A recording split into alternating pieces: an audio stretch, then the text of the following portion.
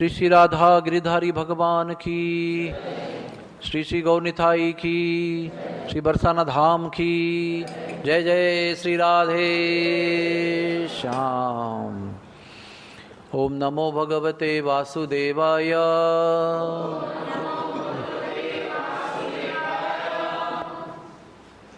ओम नमो भगवते वासुदेवाय। ओम नमो भगवते वासुदेवाय। हरे कृष्ण कृष्णा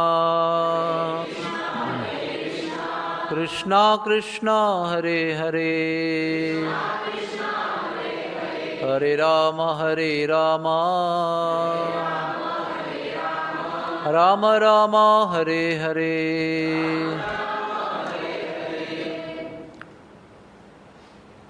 ओम अज्ञानतिमिरान्धस्य ज्ञानाञ्जनशलाकया चक्षुरुन्मिलितं येन तस्मै श्री गुरुवे नमः। श्री चैतन्य मनोभीष्टं स्थापितं येन भूतले स्वयं रूपक कदा मह्यं ददाति स्वपदान्तिकं। श्री कृष्ण चैतन्य प्रभु नित्यानंद श्री अद्वैत गदाधर श्रीवासदि गौर भक्तवृंद। हरे कृष्णा कृष्णा कृष्णा हरे हरे, हरे राम राम राम हरे हरे। तो आप सब लोगों का होली के उत्सव में स्वागत है।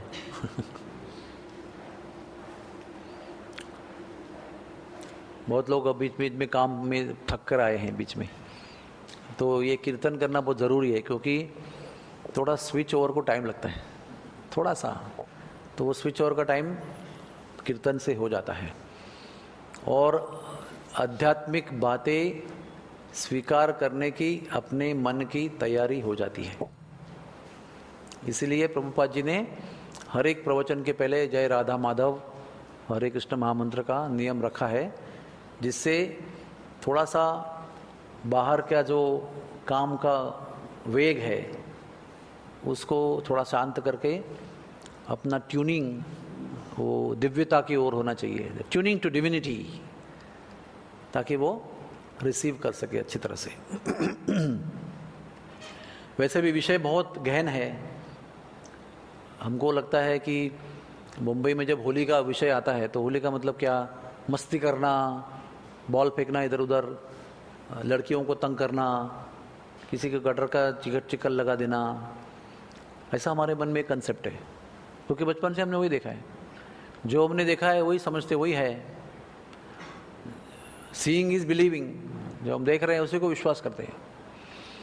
लेकिन हम लोगों को ये पता होना चाहिए कि जो हम देख रहे हैं बचपन से बम्बई में, वो एक दिव्य चीज़ की विकृति है। जो दिव्य चीज़ है, बहुत सुंदर, बहुत ही उच्च कोटि का जो उत्सव है, उसका एक विकृत बीभत्स स्वरूप हम बम्बई में देखते हैं। और क्योंकि बचपन से वही देख रहे हैं, उसको लगता है कि यही होली है, होली मतलब ये ऐसा करना है। जैसे अगर 31 का मतलब क्या होता है, तुरंत 31 का उत्सव सबसे पहले मन में क्या आता है, दारू की बोतल और डिस्को डांस, है ना। तुरंत 31 का नाम लेते ही तुरंत पहले क्या भाव उत्पन्न होता है कि दारू की बोतल और लड़के लड़कियां और म्यूजिक, ड्रम वाला, उसमें नाचना है सब बदन को हिला के। लेकिन नए वर्ष की शुरुआत जो है वो अच्छी भावना से, अच्छे विचार से, सकारात्मक भाव से करना चाहिए। तो ये नए वर्ष की रात को ही ऐसा इतना पी कर इतना परेशान हो जाएंगे कि सरदर्द में सुबह उठेंगे, हैंग ओवर बोलते हैं उसको।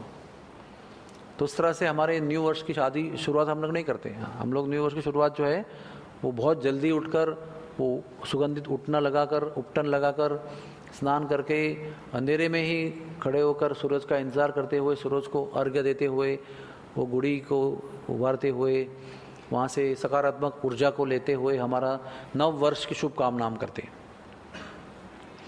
उसी तरह से होली का विषय अगर मुंबई में क्या चलता है उस पर प्रवचन देना है तो आपको कोई कीर्तन करने की ज़रूरत नहीं है उसके पहले स्ट्रेट बोल सकते हैं। लेकिन अगर बरसाने में क्या होता है ये अगर आपको सुनना है तो आपको थोड़ा सा मन का तैयारी करना पड़ेगा कि आप कुछ अलग चीज़ सुनने वाले हो। जो जो होली करके कहा जाता है उसका उगम बरसाने में हुआ है। बरसाने का उगम, होली का उगम बरसाना है।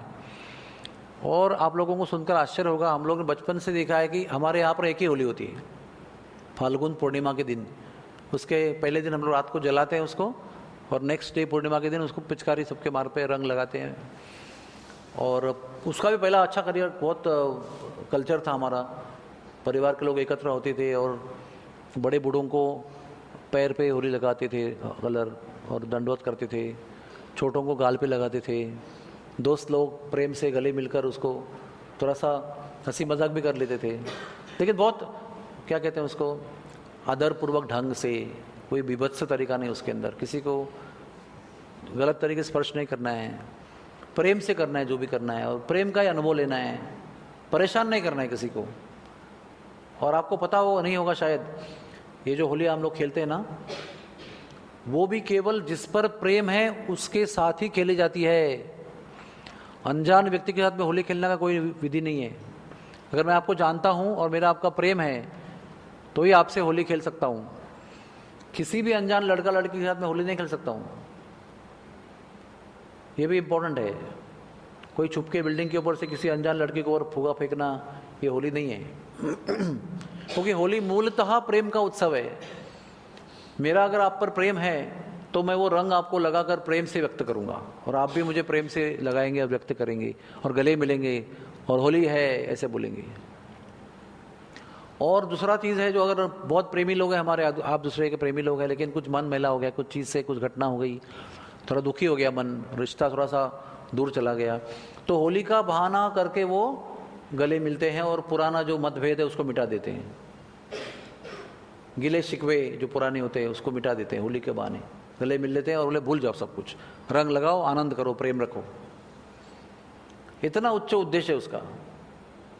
आज लोग एक दूसरे का बदला लेने के लिए होली खेलते हैं। ऑयल पेंट, केमिकल लगाकर उसका स्किन, चमड़ी उसका बर्बाद करने का प्रयास करते हैं, उसका बाल बर्बाद करने का प्रयास करते हैं। ऐसा सब कोई विदेश के लोग यहाँ पर जंतु भेजते हैं उसके अंदर कि आप बीमार पड़ जाए कलर के माध्यम से आप निमोनिया हो जाए, आपको अस्थमा हो जाए। तो ये होली नहीं है। और हमको क्यों पता नहीं है होली नहीं है? क्योंकि हमको पता ही नहीं होली असली है क्या।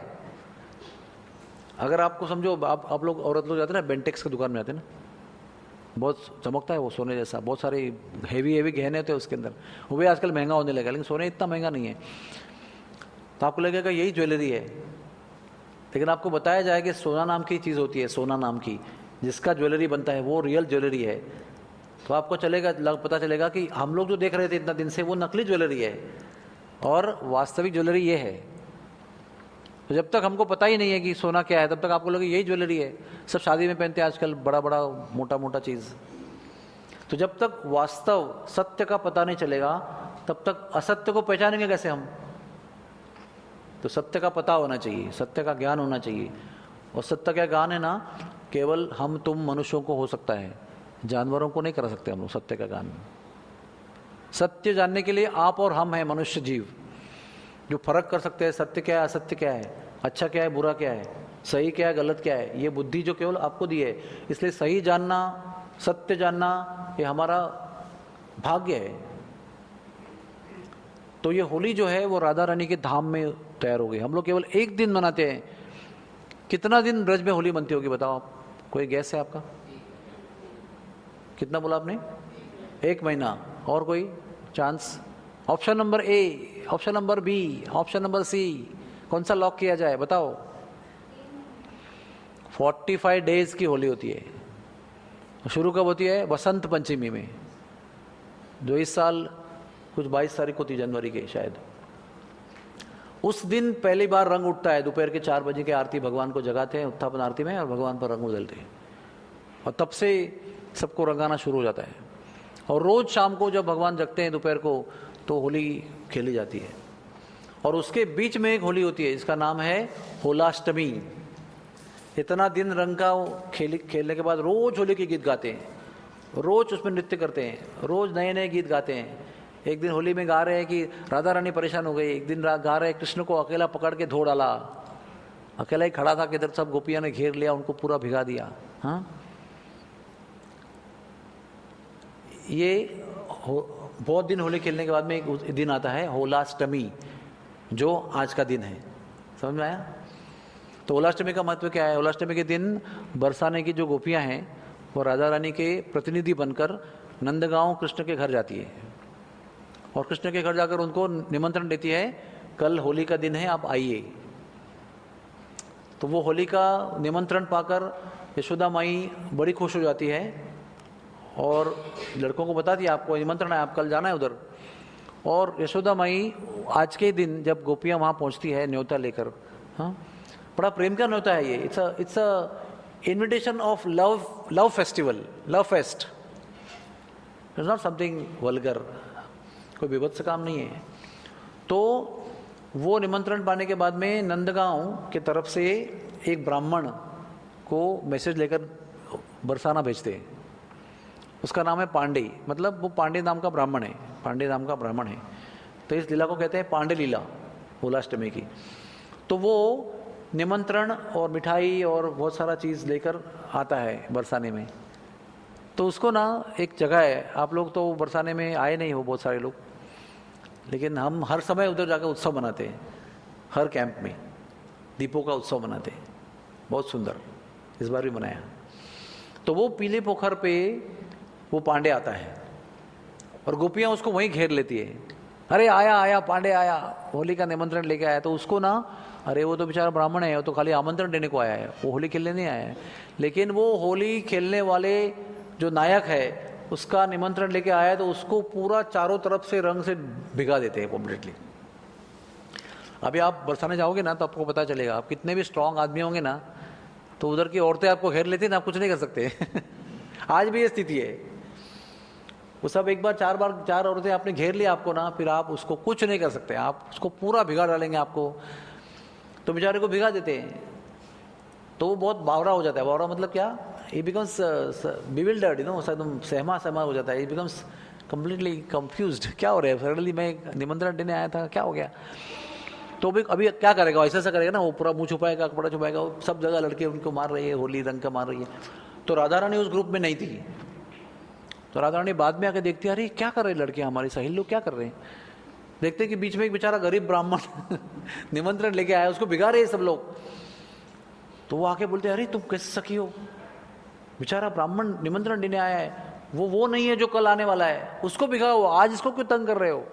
तो बड़ी मुश्किल से सखियों के चंगुल से वो उसको बाजू निकालती है।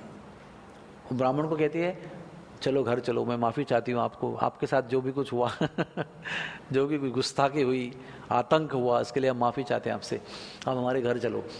तो कहते राधा रानी बड़ी दयालु है, हाँ, वो सखियों के आतंक से ब्राह्मण को बचाती है और अपने घर ले जाती है, महल में ले जाती है पहाड़ पर।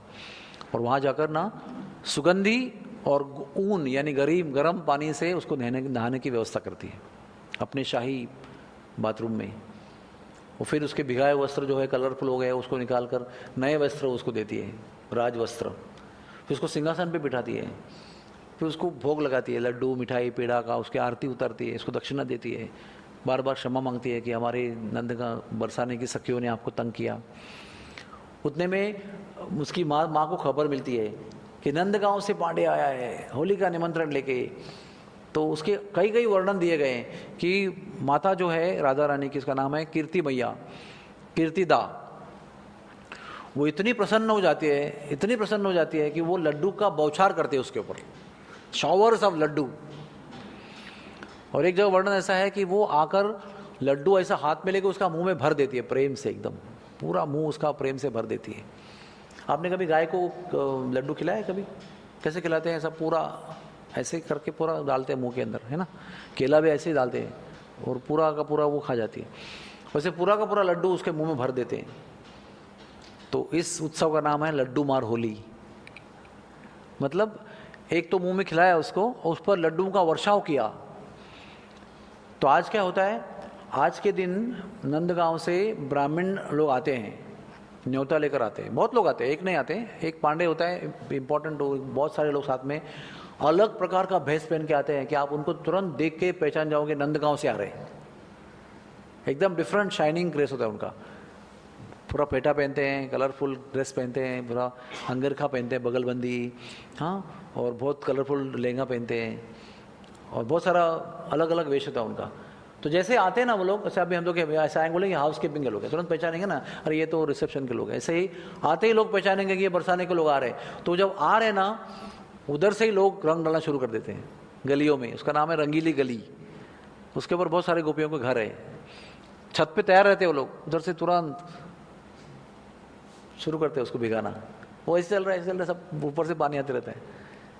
फिर वो जाता है ऊपर, पहले वो पीली पोखर पे आता है, वहाँ पर उनका स्वागत होता है, रंग मारते हैं उनके ऊपर, फिर उनको ऊपर ले जाते हैं उसी याद में कि राधा रानी ने उसको ऊपर ले गए थे। फिर वहाँ पर उनका सत्कार होता है। राधा रानी के मंदिर की तरफ से, जो अभी कीर्ति माता का घर है ना वो, तो उनके तरफ से उनका सत्कार होता है। उनको बहुत प्रेम से बात करते हैं, हंसी मजाक भी कर लेते हैं उनके साथ में, और फिर उनको लड्डू खिलाते हैं। और आज क्या करते हैं कि तुम्हारे हमारे ऐसे लोग जो है ना, दर्शनार्थी लोग हैं, यात्री लोग हैं, वो मंदिर में लड्डू स्पॉन्सर करते हैं। आप 1 किलो 2 किलो 4 किलो 5 किलो लड्डू, सब बहुत सारे लड्डू आज मंदिर में दे जाते हैं, और वो लड्डू राधा रानी को भोग लगाते हैं। और जैसे ही ये आते हैं ना नंदगांव के लोग, उनके ऊपर फेंकना शुरू कर देते हैं, और हजारों की भीड़ रहते हैं वहाँ पर।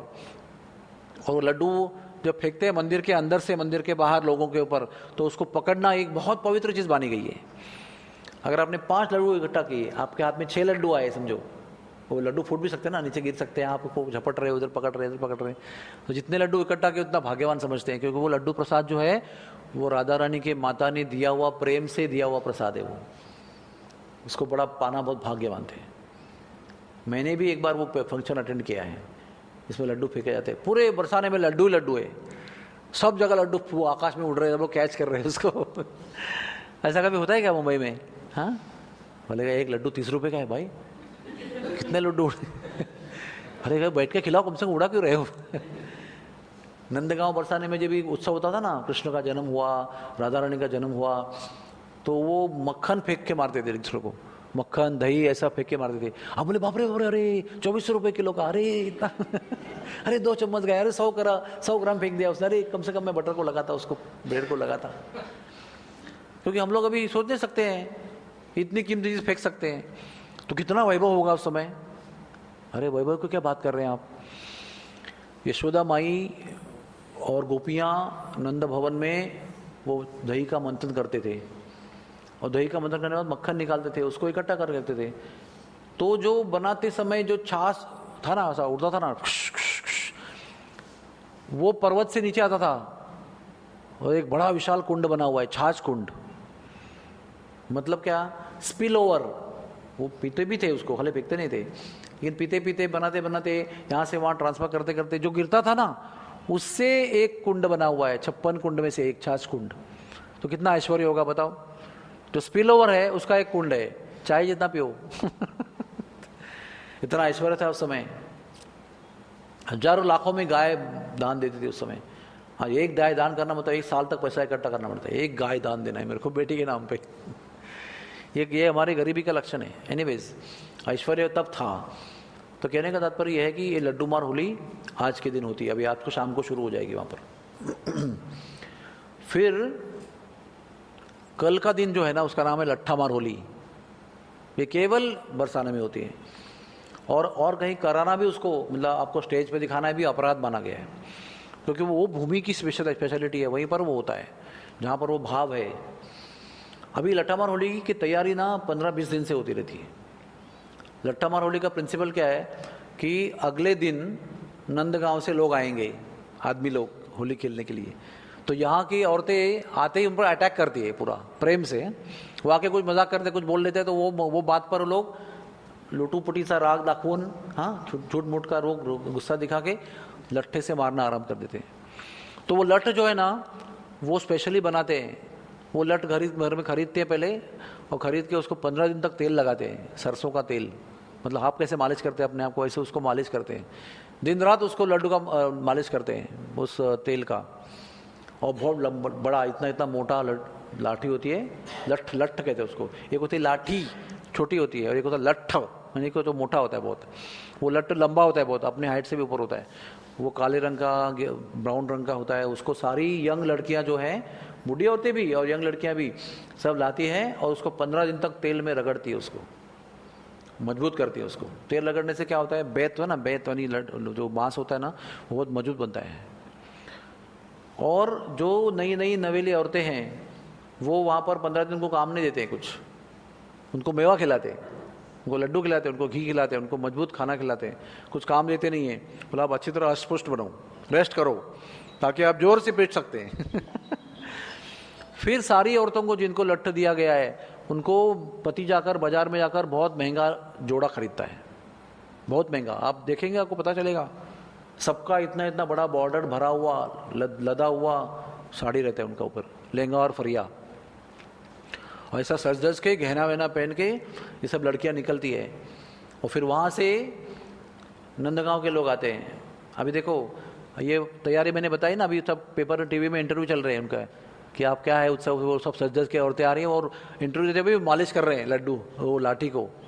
आज भी टीवी पे आया था। तो वो क्या करते हैं, शास्त्र में वर्णन दिया उसका कि अगले दिन जो नवमी का दिन है ना, उसको कहते हैं रंगीली होली यानी लट्ठामार होली। वो हमारे यहाँ जो पूर्णिमा में खेलते हैं वो यहाँ पर नवमी में खेलते हैं। तो उसमें वहाँ से एक बारात निकलती है। लिखा गया है कि उस बारात में कृष्ण भगवान जो है वो बहुत सज धज के अपने सखाओं के साथ निकलते हैं और बलराम जी उनका रक्षा करने के लिए ढाल बनते हैं। बलराम जी भी जा रहे हैं, ऐसा नहीं जा रहे हैं, लेकिन वो ढाल बन के उनकी रक्षा करने के लिए सब लोग ढाल धारण करके जाते हैं ताकि जब लट्ठा प्रहार होगा तो उस पर वो झेलते हैं। ऐसा अंदर उसका हुक रहता है, ऐसा गोल रहता है, बड़ा अंदर हुक रहता है, ऐसा पकड़ते हैं और उसको ऐसा मारते हैं ना, ऐसा मारते हैं कि आप देखते रह जाएंगे, इतना जोर से मारते हैं उसके ऊपर। तो बचाने के लिए वो ढाल पकड़ते हैं। एनीवेज, तो वो सब सज धज के रंगी बिरंगी कपड़ा पहन के, अच्छा फेटा पहन के, ऊपर ढाल पकड़ के और शरीर के ऊपर बहुत सारा इधर रंग, इधर गुलाबी रंग, इधर पीला रंग, इधर अबीर, इधर चंद, बहुत सारा रंग होता है ना, केसर, बहुत सारे सूखे रंग होते हैं, उसकी अनंत पुड़ियाँ और फिर 2 4 5 पिचकारियाँ लंबी लंबी। वो कैसा होता है, सोल्जर, पता है ना आपको, वो इधर बुलेट का एक बेल्ट, उधर एक कंधे पे बुलेट का बेल्ट, इधर एक रिवॉल्वर, इधर एक पिस्तौल, हाथ में एक मशीन गन लटका हुआ, एक ऐसा होता है ना, बहुत सारा सज, पूरा रेडी है वो, सुसज्ज कहते हैं उसको। ऐसे सुसज्ज तरीके से होली के सारे जितने भी शस्त्र हैं, आयुध है, वो सब सवार कर कर वो निकलते हैं वहाँ से। तो वो जो जुलूस में निकलते हैं लोग वहाँ से, नंदगांव से, आज भी निकलते हैं, तभी भी निकले थे। और कहते हैं उस जुलूस के अंदर ब्रह्मा जी भेष बदल कर आते हैं, शिव जी भेष बदल कर आते हैं, शुकदेव जो भागवत उन्होंने कहा है वो चल रहे हैं, नारद मुनि आते हैं, पुतना आती है उसके अंदर नारद मुनि आते हैं, उसके अंदर बहुत सारे ऋषि मुनि, इंद्र, सभी लोग आते हैं और वो भेष बदल कर आ रहे हैं ना। लेकिन फिर भी ब्रह्मा के 4 मुख तो 4 मुख बदली करेंगे, वो 4 मुख का 1 मुख नहीं कर सकते वो दिन के लिए। शिव जी के 5 मुख का 1 मुख नहीं कर सकते हैं, तो वो 5 मुख में आ रहे, लेकिन वो पूरा ऐसा गमतीदार ड्रेस पहन के आ रहे हैं। और ऐसा वर्णन दिया है कि वो ब्रह्मा जी आ रहे हैं, ऐसे चल रहे हैं और ग्वाल बाल इतने मूड में रहते हैं, ऐसे इतना मूड में रहते हैं। वो कहते हैं अरे 4 मुख वाला आदमी, इसकी बीवी इसके साथ कौन से मुख से बात करेगी, अगर बात करना चाहेगा तो वो कौन से मुख से बात करेगा, और बीवी कौन सा मुख चुनेगी इसमें से, ऐसा बोल रहे हैं वो। और वो ब्रह्मा जी गुस्सा नहीं कर रहे हैं, बोले अभी गुस्सा करूँगा तो मालूम पड़ा कि ब्रह्मा हूँ तो दंडवत करने लगेंगे, इसलिए वो भी उसी मूड में हाँ हाँ हाँ हंस रहे। फिर दूसरा बोलता है कि अगर इसकी बीवी को चुम्मा लेने का दिल करेगा तो कौन सा मुँह का चुम्मा लेगी, ऐसे बोल रहे हैं। फिर शिव जी का मजाक उड़ा रहे हैं, ब्रह्मा जी का मजाक उड़ा रहे हैं और वो लोग कुछ नहीं बोल रहे हैं। फिर अचानक जो छोटे सुखदेव जी हैं उनको माया देवी अपने गोद में उठा लेती है और डांस करने लगती है, सब लोग उसको देखकर हंसने लगते हैं, वाह वाह आनंद आ रहा है उनको बहुत। तो इंद्र है ना, इंद्र का विशेष वर्णन दिया है कि इंद्र ना ऐसा था, आपको मालूम है ना, कैसे ऐसा आवाज़ निकलता है ना मुंह से, मालूम है ना आपको, बचपन में हम लोग भी निकालते थे ऐसे, गाल फुला के उसमें अलग अलग टाइप का मार के अलग अलग म्यूजिक निकालते थे हम लोग। तो इंद्र जो देवेंद्र है, देवताओं के राजा है, वो ग्वाल बालों के मनोरंजन के लिए गाल में गुलचा माल मार के नया नया आवाज़ निकल रहे हैं और कह रहे अच्छा बजा रहा, और बजा, ऐसा करके उसको खिला रहे हैं, मतलब खिलवा रहे हैं उसको, और वो भी आनंद ले रहा है। और बाद में शास्त्र में वर्णन आया है कि ब्रह्मा जी जब गए और पूरा उत्सव अटेंड करके लौट के आए तो घर में आके बोलेंगे ना इतना बढ़िया उत्सव था, मैं देख के आया, कृष्ण भगवान का, हमारे भगवान का उत्सव देख के आया। तो ब्रह्मा ने झगड़ा किया ब्रह्मा से कि तुम लोग देवता लोग इतना भागते हो और हमको भूल जाते हो, हमको लेके नहीं गए आप। ऐसे इंद्र, ब्रह्मा की पत्नी ब्रह्मा से झगड़ा करती है उसके बाद में, why you didn't take me, अकेले जाके आए आप, इंद्र की बीवी झगड़ा कर रही है उसके साथ कि तुम अकेले जाके जुलूस अटेंड करके आए, फेस्टिवल देख के आए और हमको भूल गए, कैसे पति हो तुम। इतना एक्साइटमेंट रहता है उसमें जाने के लिए। और नंदगांव से वो उत्सव शुरू होता है, जुलूस पूरा नाचते हुए, हंसी मजाक, कूदते हुए, शरारत करते हुए, सब ग्वाल बाल ब्रह्मा जी का इसका करते करते करते करते करते फिर वो बरसाने पहुंचते हैं। आज कितना अंतर है, वो 7 किलोमीटर का अंतर है। और शुरू कहाँ होता है बरसाना? पीली पोखर एरिया में। तो पीली पोखर में इकट्ठा हो जाते सब लोग, और पीले पोखर में इकट्ठा होते हैं तो ऐसा वर्णन आता है कि जब कृष्ण भगवान आए तो उनकी नज़र किसको ढूंढ रही है? आते ही राधा रानी कहाँ है, वो आई है क्या? सब सखियाँ दिखती उनको, कुछ दिखती कुछ दिखती नहीं है। तो उसमें विशाखा थी, तो आते ही उनकी वो देख रहे ना मेरी सखी कहाँ है, तो दिखाई नहीं पड़ रही। तो ललिता दिखाई पड़ी, तो उसको आंखों से ही पूछा कहाँ है। समझो अभी मैं बैठा हूँ वहाँ, मुझे पूछना है कि वो कहाँ है, तो मैं आपको मालूम है किसको पूछ रहा हूँ? आपको मैं नज़र से पूछूंगा तो आप बोलेंगे बाद में आ रही है आपको मालूम है प्रश्न क्या है, मुझे मालूम है मैं क्या पूछ रहा हूँ। सब इशारे में काम होता है। तो नज़र से विशाखा को पूछते हैं कि राधा रानी कहाँ है, तो नज़र से बता देती है घर पर है। तो वो नज़र से पूछ रहे हैं कि घर पर क्यों है? थोड़े नाराज़ है, बहुत रूठी हुई है। अच्छा, तो नज़र से ही बोलते हैं जाओ उसको ले आओ। अच्छा, इधर क्या हो रहा है? महल में राधा रानी किसी कारण रूठ कर बैठी हुई है, नाराज़ होकर बैठी हुई है, और ललिता और सब फ्रेंड्स बैठ के उसको मना रहे हैं। अरे आप कैसे हो तुम, कल तो होलाष्टमी थी, वो तो पांडे निमंत्रण लेके आया था, आज तो होली का दिन है, अभी वो आते ही होंगे, क्यों तुम रूठी बैठी हो? रूठ के बैठने का समय नहीं है, अभी तो सज धज कर तैयार होकर जाने का समय है, अभी होली खेलना है। तो फिर भी नहीं मान रही है। उतने में विशाखा आती है, कहती है अरे तुम मम्मी रूठ कर बैठी हो, अरे वो आ गए हैं नीचे, उसने मुझे बताया है तुम्हें बुला के लेके आओ, तुम क्या कर रही हो, जाओ, विश्वास नहीं हो रहा तो जाको झरोकों से देखो। तो फिर वो झरोके जाने को भी तैयार नहीं है, इतनी रूठी हुई है। तो उसको धक्का मार के ले जाते, जाओ कम से कम देखो तो सही, हम सच सच कह रहे हैं कि गलत कह रहे हैं। तो वो झरोके में आती है। और पीली पोखर ऐसा एक जगह है जहाँ सीधा राधा रानी का मंदिर नजर पड़ता है, यहाँ के जहाँ पर उनका घर था, वहाँ से आप देख सकते हो। तो वहाँ से वो झरोके में आकर देखती है कि कृष्ण भगवान वहाँ सज धज के आ गए हैं नीचे। तो कृष्ण भगवान उनको झरोके में आए वो देखते हैं तो वो एक्साइट हो जाते हैं, तुरंत पिचकारी निकालते हैं और तुरंत वहाँ से ऐसा एम लगाते हैं, लेकिन वो बहुत दूर है। तो कहते हैं कि राधा रानी की तरफ उनका पिचकारी पहुँचा नहीं, लेकिन दिल का जो था ना भाव वो पहुँच गया। कृष्ण भगवान ने दिल का भाव पहुँचा दिया पिचकारी के आधा पिचकारी के माध्यम से। तो राधा रानी एकदम एक्साइट हो जाती है, फिर तुरंत उसको एक्सप्रेस तैयारी करते हैं उसकी। एकदम लेट हो गया, अभी तो पहुंच भी गए, अभी तो हम तो वहाँ होना चाहिए था, मैं क्यों बैठी थी। तुरंत गुस्सा निकाल कर तुरंत उसको जल्दी जल्दी तैयार करते हैं, और ललिता विशाखा सब लोग सज धज के पीली पोखर पे आ जाते हैं। ये पौराणिक कहानी है। हाँ, आज क्या होता है बाद में बताता हूँ। तो अभी ईश्वरी माता जी ने और एक कहानी बताई, वो भी सच कहानी है। वो कहानी ये है जो मैंने बताई, वो दूसरी कहानी है। और एक कहानी है कि एक, अभी होली तो हर साल खेलते हैं ना, थोड़ी कि एक ही साल खेला उन्होंने, हर साल खेलते हैं, हर साल नया नया लीला करते हैं। तो एक साल में ब्राह्मण का भेष बनाकर स्वयं कृष्ण आते हैं, स्वयं पांडे बनकर कृष्ण आते हैं, और कृष्ण को वो बताते नहीं मैं कृष्ण होकर के वो भीग जाते हैं, उनको परेशान कर देते हैं, सब कुछ करके, और छुपके से फिर वो राधा रानी के घर में भी घुस जाते हैं, क्योंकि वो अभी तो ब्राह्मण है। राधा रानी उसको बाजू में करके ले जाती है और एकांत में संग करते हैं। फिर समझ में आता है कि अरे ये तो पांडे नहीं है, तो अपना कृष्ण है। और मैया भी समझती नहीं है कि पांडे है, ये कृष्ण है, तो उसको में लड्डू भर देती है। हाँ, तो लड्डू मार लीला हर साल होती है, लेकिन लीला अलग अलग है, विविधतापूर्ण है, अलग अलग डिफरेंट लीला हर साल होती है। तो फिर जब ये नीचे उतर के आती है तो सब लोग मिलते हैं, सखा सखियाँ, और तय करते हैं अभी हमको होली खेल शुरू करना है। तो पहला तय करते हैं हम सूखी होली खेलेंगे, यानी कि गुलाल फेंकना है, गुलाल लगाना है, जो भी कुछ करना है। उसके बाद में गीली होली खेलेंगे, पिचकारी वाली, और नियम बनाते हैं जो भी कुछ है उनका। तो नियम बनाने के बाद में होली शुरू होती है, और होली शुरू होने के बाद में कुछ ही देर में राधा रानी का ग्रुप जो है वो होली में हावी हो जाता है कृष्ण के ग्रुप के ऊपर। इतना आतंक मचाते हैं, इतना रंग डालते हैं उनके ऊपर, चारों तरफ से सखियां घेर लेती है। तो कृष्ण का ग्रुप जो है ना वो धीरे धीरे हारने लगता है। और जब कृष्ण को पता चलता है कि हम हार रहे हैं, तो कृष्ण गुस्ताखी करते हैं, चालाकी करते हैं, और तुरंत अपना पिचकारी निकालते हैं और मारते हैं। अभी गिली होली का टाइम नहीं दिया है, शुरू नहीं हुआ है अब तक। तो निकालते हैं और राधा रानी के गाल के ऊपर चला देते हैं उसको। और राधा रानी भी तुरंत अपना हाथ अपने गाल पर लेती है। अभी हम लोग बता रहे हैं ना आपको, ये बताने में बहुत समय लगता है क्या हो रहा है एक्चुअली, उतने में वो सब हो जाता है जो मैंने बता दिया आपको। झट से निकाल के झट से पिचकारी में झट से हाथ करके, लेकिन वो पिचकारी इतनी जोर से मारते हैं कि वो हाथ को वो जो पिचकारी लगती है ना, फिर भी वो बाउंस होकर गाल पे गिर जाती है। हाथ रोक देती है उसको, लेकिन इतना स्पीड से आता है वो जल कि वो हाथ को टकरा कर पूरा घूमकर गाल पे ही गिरता है। और जब वो लाल रंग का सुंदर गुलाल का रंग जो है उनके गाल पर गिरता है तो गोरे गोरे गाल पर इतना सुंदर लगता है वो कि जिसने वो मारा पिचकारी वो एकदम दंग हो जाता है, वाह क्या सौंदर्य है, तो दंग हो जाता है, वो देखने लगता है हाँ करके, हाँ हाउ ब्यूटीफुल।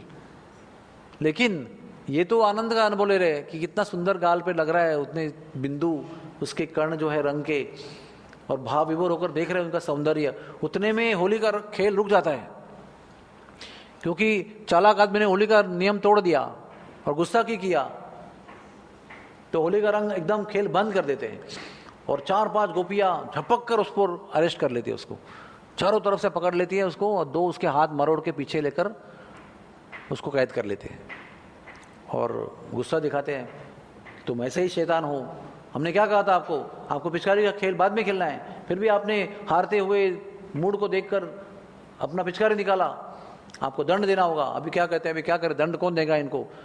तो ललिता देवी जो है ना बहुत तेज है, राधा रानी की सखी है, वो उम्र थोड़ी बड़ी भी है। मुकदमा उसके पास पहुंचता है कि ललिता जी क्या किया जाए गुनहगार का, इस गुनहगार ने होली का नियम तोड़ा है और राधा रानी के ऊपर बेसमय पिचकारी का रंग मारने का प्रयास किया है। तो ललिता निर्णय देती है कि गुनहगार को मुंह काला किया जाए काजल से, और गुनहगार का जो दुपट्टा है, जो सम्मान का प्रतीक है ना, वो कोई दुपट्टा पहन के आएगा तो उसका कुल का, उसका जाति का, उसका कोई समाज का वो प्रतिष्ठा का चिन्ह है, वो खींच लेंगे हम उसको, मतलब अपमान करेंगे उसका, और उसके पीठ पर एक गाली लिखेंगे और धक्का मार के उसको भेज देंगे। ऐसा वो निर्णय देती है कि ये दंड है उसके लिए। तब ये दंड देगा कौन, कौन काला लगाएगा उसको, तो चुनते हैं राधा रानी लगाएगी उसको। तो अभी आमतौर पे काजल लाते हैं ना हम लोग, अभी आप लोग काजल लगाते हो, हाँ कभी हम भी लगाते हैं उत्सव में।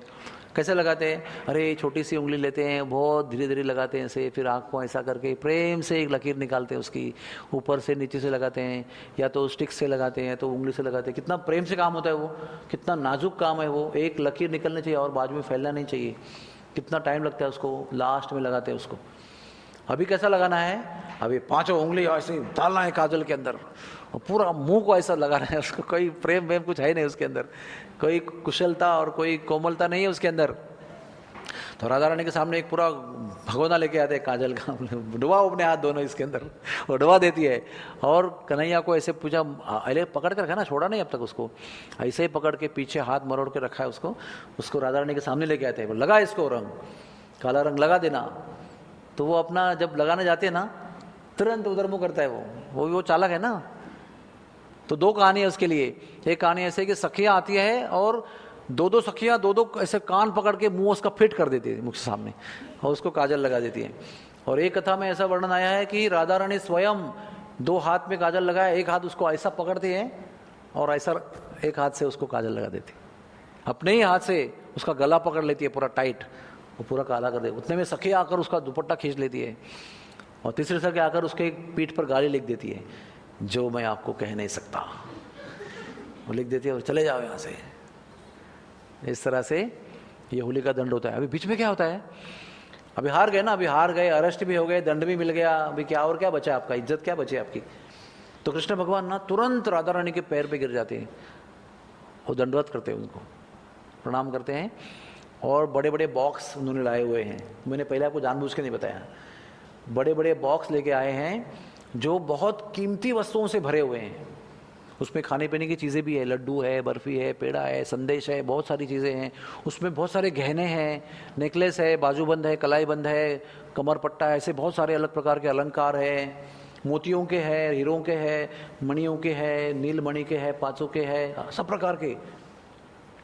और वस्त्र हैं बहुत सारे, लहंगा फरिया, बहुत सारे उत्तर दुपट्टे।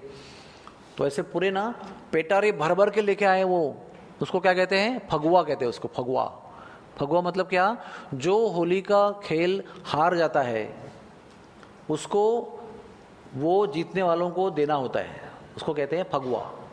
उस फगुआ में मुझे भी कई बार अंगूठी मिली हुई है, सोने की चांदी की, ऐसे भेंट में।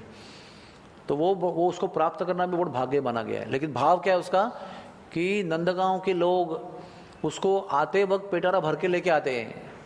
इसका मतलब उनको मन की पूरी तैयारी है कि हमको जाना है और खेल में हारना है, वो हारने के लिए आते उधर। तो हमारे जितने भी संत हैं वहाँ पर, आचार्य हैं, वो बताते हैं कि होली का रहस्य समझो। होली क्या है?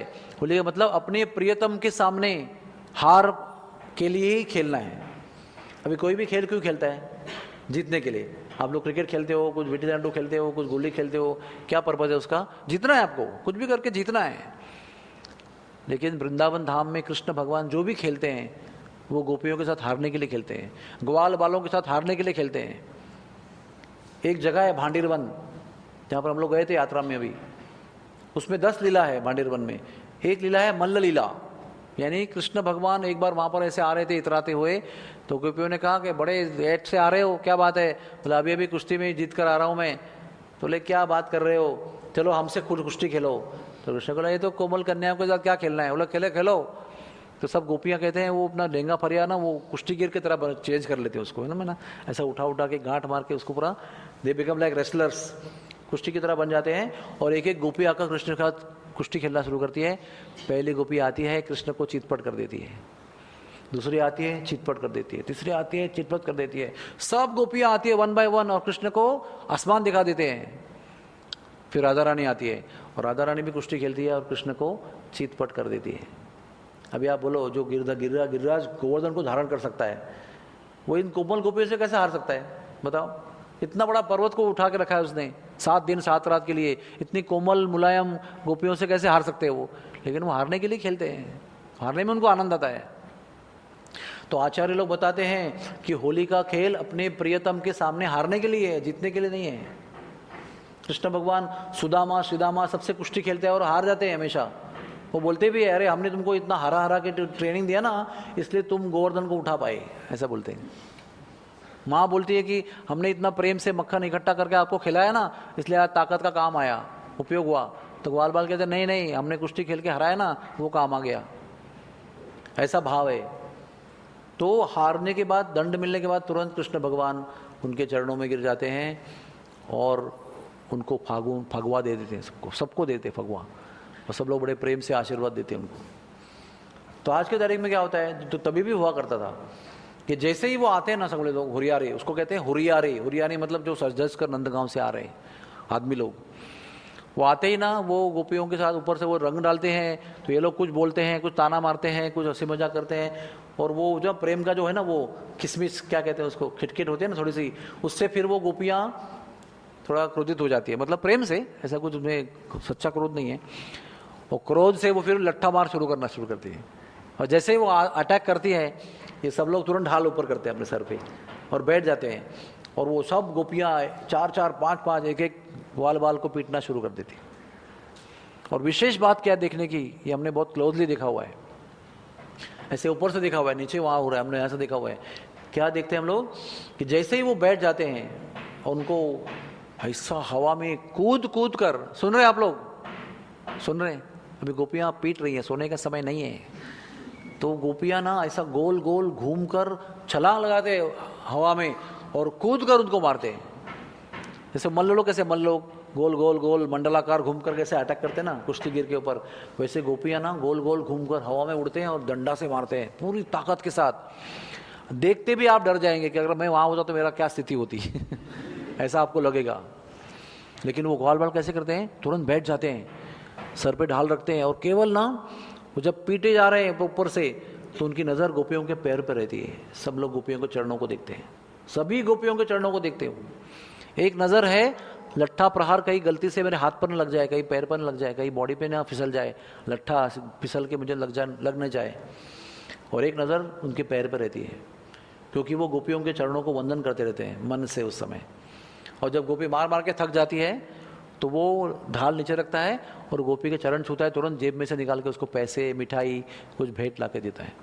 फिर आगे चला जाता है, फिर आगे 4 गोपियाँ आती है, उनको पीटना शुरू कर देती है। ऐसे सीन कैसा है, बहुत सारे ग्वाल बाल पीटे जा रहे हैं और एक एक ग्वाल बाल की 4-4 5-5 सखियाँ गोल घूमकर उसको पीट रही है।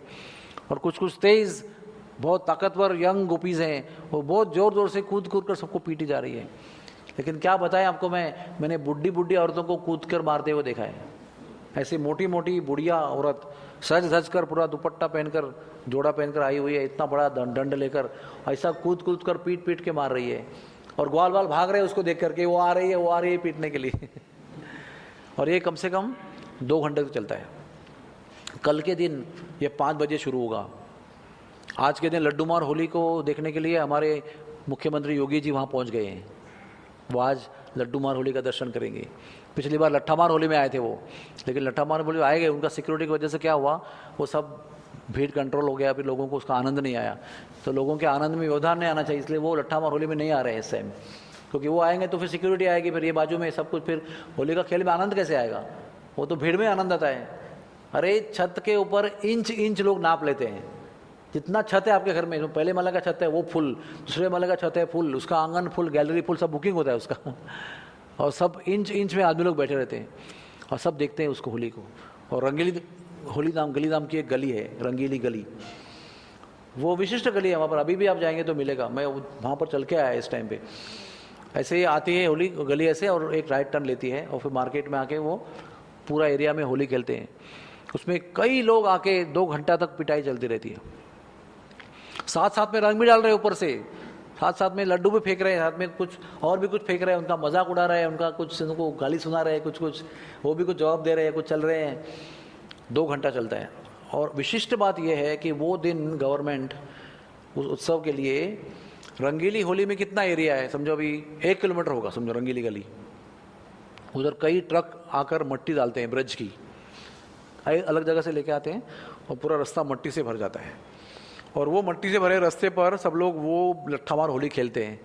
और क्या बताएं आपको, शाम को जब 7 बजे ये समाप्त होता है ना गेम, तो रास्ते पर मिट्टी का एक कण भी नहीं मिलेगा आपको, उल्टे रास्ते में गड्ढे मिलेंगे आपको, क्योंकि वहाँ पर जो प्रेम की लट्ठा मार होली खेली गई है, वहाँ की मट्टी सब लोग ले लेके इकट्ठा करके प्रसाद के रूप में लेके जाते हैं। 2 घंटे में कई ट्रक जो मट्टी डाली गई है वो सब गायब हो जाती है। ऊपर से जो मट्टी के नीचे जमीन थी उसको भी खुदाई करके गड्ढे गड्ढे मिलेंगे आपको उधर, क्योंकि लोगों का भाव क्या है कि ये प्रेम का त्यौहार है, दिव्य प्रेम का त्यौहार है। इसमें गोपियों के सामने हारने के लिए भगवान आते हैं। उसी भाव से आज लोग नंदगांव के लोग आते हैं, कृष्ण भगवान के मित्र के रूप में भाव में आते हैं, राधा रानी की सखियों के रूप में आज की औरतें आती हैं और वहाँ पर वो गेम खेलते हैं। मैं जानता हूँ कितने औरतों को जो वैसे ज़्यादा स्वास्थ्य भी उनका अच्छा नहीं है, वैसे उम्र भी इतनी जवान नहीं है, फिर भी हर साल उस कल्चर को, उस संस्कृति को बनाए रखने के लिए 15 दिन तक मेवा खाते हैं, मेहनत करते हैं, डंडे को तेल लगाते हैं, तैयारी करके जोड़ा खरीदते हैं नया। बरसाने में आज भी नियम है, बरसाने में होली के दिन कोई पुराना कपड़ा नहीं पहनता है। हर व्यक्ति जो बरसाने में है वो नया कपड़ा पहनता है वो दिन, और नया कपड़ा होली के रंग से रंगा कर गंदा कर देता है पूरा उसको। ऐसा नहीं, हम लोग कैसे करते हैं, मैंने भी किया है। वो हमारे घर में होली का एक कपड़ा है, वो हमने उसको संभाल के रखते हैं, उसको उसी को निकाल कर उसको पहनते हैं, उसी पर रंग लगा के उसको धो के वापस रखते हैं उसको। लेकिन वहाँ पर ऐसा नहीं है, ऐसा अशुभ माना गया है। और होली के दिन एक दूसरे को नए कपड़े भेंट देना बहुत भाग्य की बात मानी गई है कि मैंने आपको नया कपड़ा दिया, आपने मुझे नया कपड़ा दिया, और नए कपड़े को पहनकर होली खेलने जाते हैं। उसमें कोई संकोच नहीं है कि 20,000 का जोड़ा है, पूरा रंग से भर दिया, पूरा खराब कर दिया, कोई उसमें संकोच नहीं है। मतलब लोगों को अपनी संस्कृति पर कितना प्रेम है कि हमारे ही पूरे विश्व में ऐसी हमारी जगह है जहाँ पर होली का आरंभ हुआ है, और ये लट्ठा मार होली, लट्ठू मार होली जो है वो हमारे यहाँ पे हो रही है। कितना गर्व है उनको, गरीब से गरीब लोग हैं लेकिन बहुत प्रेम से आते हैं।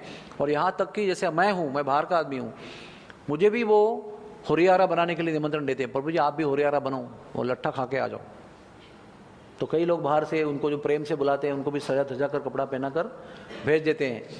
फिर गोपियाँ हम देखते हैं हमको कि ये बाहर के आदमी तो हल्का हल्का मारते हैं, प्रेम से नहीं, भाई इनको पता नहीं झेलना जमेगा कि नहीं जमेगा, लेकिन वो उनको चेहरे से मालूम है कि ये नंदगांव का बंदा है। ऐसा पीटते हैं उनको, ऐसा पीटते हैं, वो बड़ा ऐसा ऐसा ऐसा करके उसको संभालते हैं पूरा एकदम जोरदार। हाँ, और घूंघट लगा रहता है उनका, इतना बॉर्डर का घूंघट ऐसा रहता है, उसमें से पीटते रहते हैं कूद कूद के।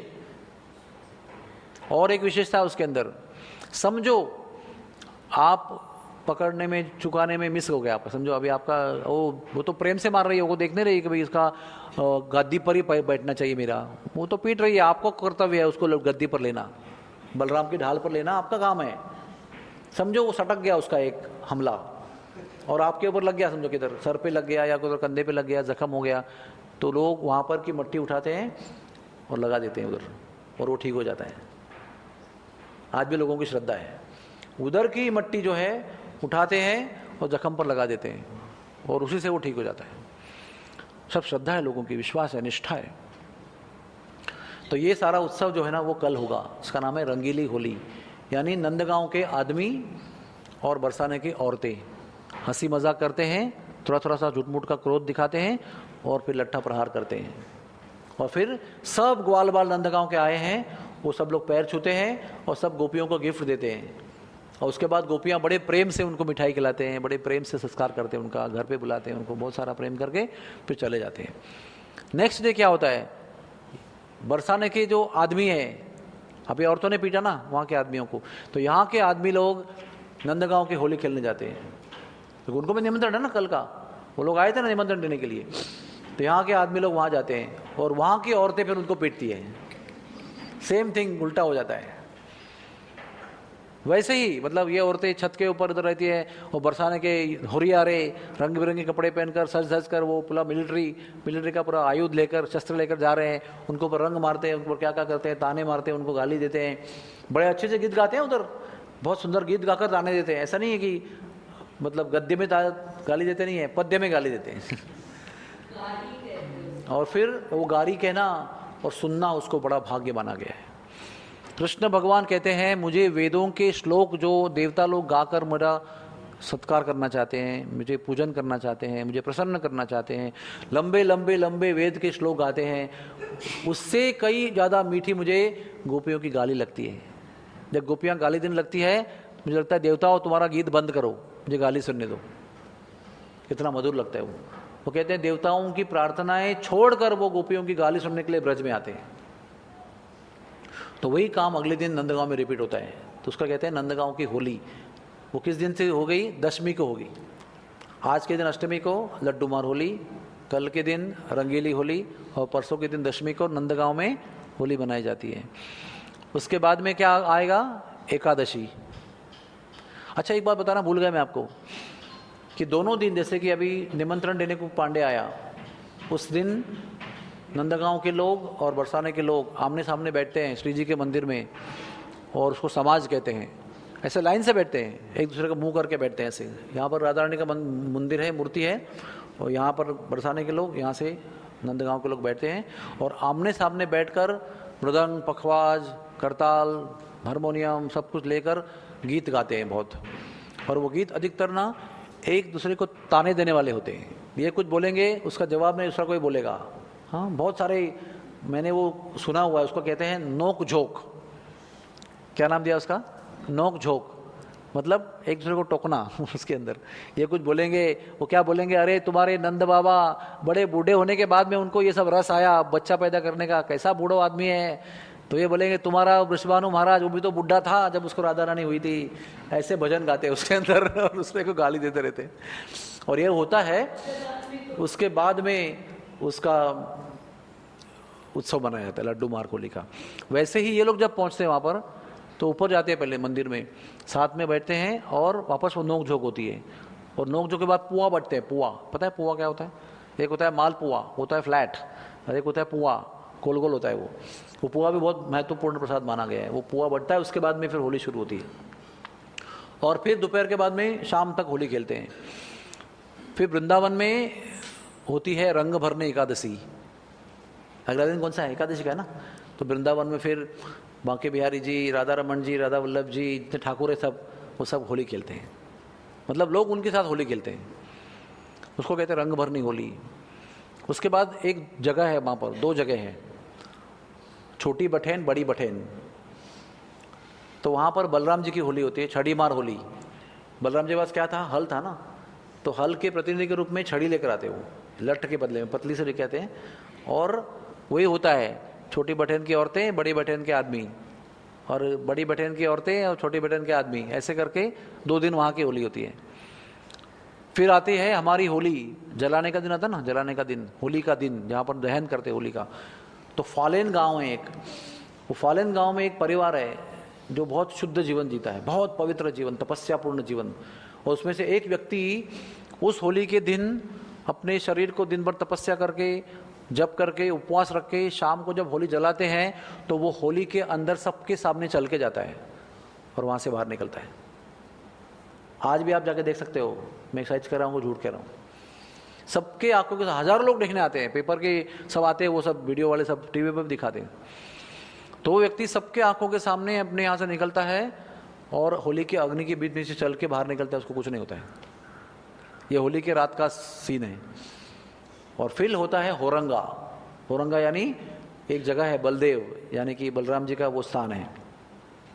वहाँ 6 फुट 6 इंच की बलराम जी की मूर्ति है जो वज्रदाम ने बनाई थी। जब कृष्ण भगवान का संदेश लेकर बलराम जी ब्रज में आए थे तो वहाँ पर नंद बाबा ने उनका स्वागत किया था और उनके अभिषेक के लिए 1 लाख गायों का दूध निकालकर उस कुंड में रखा था। उसका नाम है क्षीर सागर कुंड। वो 1 लाख गायों का दूध निकाला था, उससे उन्होंने बलराम जी का अभिषेक किया। उस कुंड का नाम पड़ा क्षीर सागर कुंड। उसी के पास में उनके आने के उपलक्ष्य में उनकी मूर्ति है। तो उस गांव में जो होली होती है वो बहुत बड़ा उत्सव होता है, मतलब बहुत सारे मिनिस्टर, बड़े बड़े लोग उसमें आते हैं और बड़ा ह्यूज ऑर्गेनाइजेशन होता है वो। उसका नाम है हो रंगा। कितने नाम हो गए देखो, एक हो गया होलाष्टमी, एक हो गया लड्डू मार होली, एक हो गया लट्ठा मार होली, एक हो गया नंदगांव की होली, एक हुई छड़ी मार होली। बताया ना आपको, छड़ी मार होली वो बलराम जी खेलते हैं। बलराम जी भी अपने गोपियों के साथ में होली खेला करते थे, तो वो छड़ी मार होली हो गई। और उसके बाद बलराम जी का होरंगा जो बलदेव जी पे खेला जा रहा है। उसके बाद भी और 5 दिन उत्सव होता है और उसके बीच में एक दिन मटकी फोड़ लीला होती है सांकरे कोर पे। उसके बीच में एक दिन त्रयोदशी के दिन पीली पोखर पे नौका विहार लीला होती है। ऐसा भरगच्च कार्यक्रम बोलते ना, भरगच्च, खचाखच, रंगारंग कार्यक्रम। 10 दिन तक वृंदावन में होली का कार्यक्रम होता है। अभी वहाँ के लोग भी थोड़ा भटक गए हैं, वे कीचड़ उछालते हैं, बॉल मारते हैं, क्या क्या करते हैं, लेकिन गांव में जो होली खेलते हैं ना, बड़े प्रेम से खेली जाती है।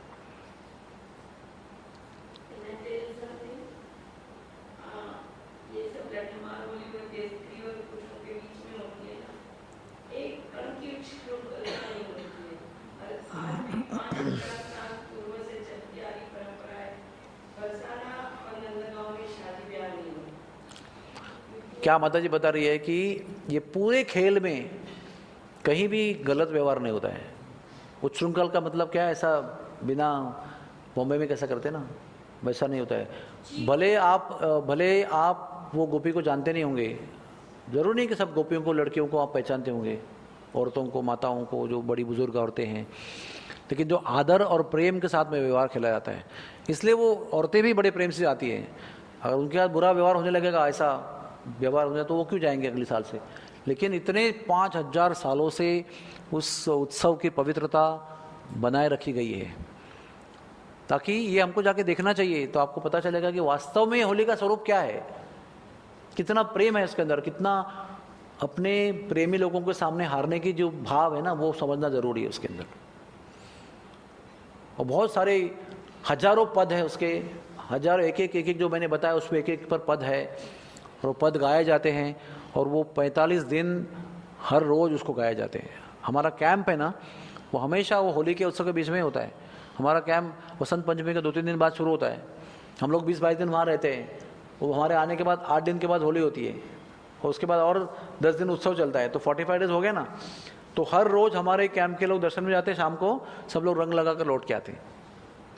और कैंप के बीच में हर रात को कहीं ना कहीं होता है जागरण, रात भर लोग होली के गीत गाते हैं, रात भर। कभी कभी लोग सो नहीं पाते, बोलते क्या करेंगे, बाजू में चल रहा था, वो रात को सो नहीं पाए। लेकिन संस्कृति कैसी है कि ये उत्सव की जो पवित्रता है उसको बनाए रखते हैं, उसके लिए मेहनत करते हैं, उसको कष्ट करते हैं, ताकि जब हम देखते हैं तो आज हमें विश्वास होता है कि हमारे ऊपर इतने लोगों का आक्रमण हुआ, ब्रिटिशों ने आक्रमण किया, कितने लोगों ने पहले आक्रमण किया और हमारी संस्कृति को मिटाने का प्रयास किया। लेकिन जब हम वो समाज देखते हैं ना, समाज में, मतलब जब समाज में बैठकर गा रहे हैं, जिस भाव से वो गांव के किसान लोग गाते हैं, एकदम फटीचर दिखते हैं दिखने में, लेकिन जब मुंह खोलते हैं और आलाप लगाने लगते हैं तो हम दंग हो जाएंगे उनको देखकर, और इतने भाव से गाते हैं और कई घंटों तक गाते रहते हैं। तब मुझे अनुभूति हुई कि इतने हृदय के अंदर गहरा घुसा हुआ भाव है ये कौन सा आतंकवादी उसको उखाड़ सकता है? कौन सा ब्रिटिश राज, कौन सा ये राज वो राज, औरंगजेब, कौन निकाल सकता है इसको? Not possible. बाकी जितने जितने ऊपर ऊपर के भाव थे सब लोगों ने उस देश को बना दिया पूरा अपना धर्म के अनुसार। लेकिन भारत देश में इतने आक्रमण हुए, इतने बार आक्रमण हुए, लेकिन फिर भी ये होली का उत्सव है, ये राधाष्टमी का उत्सव है, इतने सारे गोकुलाष्टमी का उत्सव है, उसको वो मिटा नहीं सके, क्योंकि लोगों के हृदय के अंदर इतने गहरे भाव छुपे हुए हैं, उसका रहस्य छुपा हुआ है, उसका मूलभूत भाव छुपा हुआ है कि क्या भाव से खेलना है। इसलिए आज भी जब हम जाते हैं तो वो देखकर इंस्पायर होके आते हैं। भीड़ तो बहुत होती है, भगदड़ बहुत होती है, बहुत अपने को बचाना पड़ता है, बहुत यहाँ से वहाँ रंग फेंकते हैं, बहुत सारा चीज़ होता है। आप ट्रेन से रिक्शा से जा रहे हो तो आपके ऊपर एक पूरा बॉक्स आएगा आपके ऊपर रंग का। आप जा रहे हैं मंदिर दर्शन करने के लिए, आपके ऊपर पूरा मुट्ठी भर के रंग आएगा। हाँ, मैं एक बार ऐसे मंदिर से दर्शन करके ऐसा बाहर निकल रहा था, अच्छा कपड़ा पहन के मैं दर्शन आरती करके जा रहा था, तो एक लड़का आया, उसके हाथ में 2 बड़ी पिचकारी थी। बोला प्रभु जी लगाओ, रंग लगाओ आपको। मैं लगा दो, इतना प्रेम से बोला मुझे, दोनों पिचकारी से पूरा करके भिगा दिया मुझे। बोला हो गया? हाँ। बोला हाँ प्रभु जी हो गया। फिर मैं आगे गया थोड़ा सा तो एक रिक्शा रुकी, उसमें 4-5 औरतें बैठी थी, रुक गई, सभी अंदर से रंग रहा। मैंने भी हंस का रिस्पॉन्स दिया, उन्हें बोला राधे राधे होली है करके मैं चला गया आगे। पूरा आपको अगर ना होल सेल में अगर आनंद का अनुभव करना होगा लाइफ में, कभी आप मायूस होंगे, दुखी होंगे, परेशान होंगे, आपके घर में समस्याएं चल रही है, पति पत्नी का झगड़ा चल रहा है, बच्चा नहीं सुन रहा है, भाग गया है, लड़की भाग गई है, ऐसा कुछ भी आपके घर में सीन होगा, तो आप होली के समय 8 दिन के लिए वृंदावन जाइए, कुछ मत कीजिए, खाली रोड पे घूमते रहिए बस। आपको ना वातावरण में आनंद का होना, इसका मतलब क्या है वो आपको वहाँ समझ में आएगा कि वातावरण इतना आनंदमय है कि आप वहाँ दुखी रह ही सकते नहीं है, इतना आनंद है। आप कहीं भी जाओ, किसी मंदिर जाओ, राधा रानी के मंदिर जाओ, बलराम जी के मंदिर जाओ, राधा वल्लभ जी के मंदिर जाओ, इस्कॉन मंदिर जाओ, सब जगह आपको आनंद मिलेगा। और कोई भी ऐसे भयंकर मूड में रहता नहीं है परेशान करने के, सब लोग प्रेम से रंग लगाते हैं।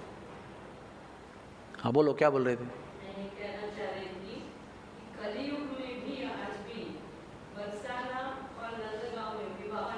हाँ, उसका वो जो भाव, बहुत गहरा भाव है, वो थोड़ा डिफिकल्ट है समझाना आपको, लेकिन 7 पीढ़ियों तक उनका विवाह नहीं होता है। बहुत डिफिकल्ट समझना है वो क्यों ऐसा है, लेकिन वो पुराना जो प्रेम का रिश्ता है नंदगांव बरसाने के बीच में, आज भी कहते हैं कि नंदगांव और बरसाना, इसमें जो प्रेम की कहानियाँ छुपी हुई है, रहस्य छुपा हुआ है, वही हमारे भारतवर्ष का और ब्रजभूमि के दिव्यता का रहस्य है। उनके बीच में जो संबंध है और जो आज भी वो प्रेम से गालियाँ देते हैं उनको भजन गाकर, वो जब आपको समझ में आएगा तो आपको समझ में आएगा कि वास्तविक प्रेम क्या है और राधा और कृष्ण में किस टाइप का प्रेम था। हम लोग सोचते हैं कि अरे क्या अच्छा है, इतनी सारी लड़कियों के साथ घूमता है एक लड़का, वो भगवान कैसे हो सकता है, ऐसा हम बोल सकते हैं। लेकिन जब तक हमको ये प्रेम का रहस्य नहीं समझेगा तब तक हम, हमारा ऐसा दिमाग, खराब दिमाग है ना, वही सोचते रहेगा जो हम अभी सोच रहे हैं। लेकिन ये रहस्य जो है बरसाने नंदगांव का बीच का, वो हमको समझ में आएगा तो हमारा भक्ति का जीवन धन्य हो गया, क्योंकि वही रहस्य है जो भागवत में बताया गया है, जो ब्रह्म वैवर्त पुराण में बताया गया है, जो गर्ग संहिता में बताया गया है, जो आचार्य अपने किताबों में बता रहे हैं, जो कथाओं में बताया जा रहा है। वो सारा रहस्य जो है, वो प्रेम का रहस्य जो है, वो सर्वोत्तम भावना जो है भगवान के लिए, और हमारे अंदर जो भावना है भगवान के भक्तों के लिए और भगवान के लिए, वो वहाँ पर पूर्णतः प्रकट होती है। इसलिए आज भी इतने हजारों साल के बाद में बरसाने की होली को देखना एक भाग्य की बात है। और ज़रूर आप अपने जीवन में वहाँ पर पहुँचने का प्रयास करें। वहाँ पर होली के समय पर पहुँचना इतना आसान भी नहीं है, थोड़ी ताकत लगती है उसके लिए और निश्चय भी लगता है, क्योंकि थोड़ा आतंक भी होता है उसके ऊपर, हमारे ऊपर, लेकिन कोई वल्गैरिटी नहीं है उसके अंदर, बीभत्स व्यवहार नहीं है उसके अंदर। लेकिन थोड़ा थोड़ा गर्दी इतनी होती है, भीड़ इतनी होती है, ऊपर से रंग डालते हैं, ऊपर से कुछ गाली देते हैं, ये करते हैं वो करते, सब कुछ होता है, लेकिन सब कुछ प्रेम से होता है। हरे कृष्णा कृष्णा कृष्णा हरे हरे, हरे राम राम राम हरे हरे।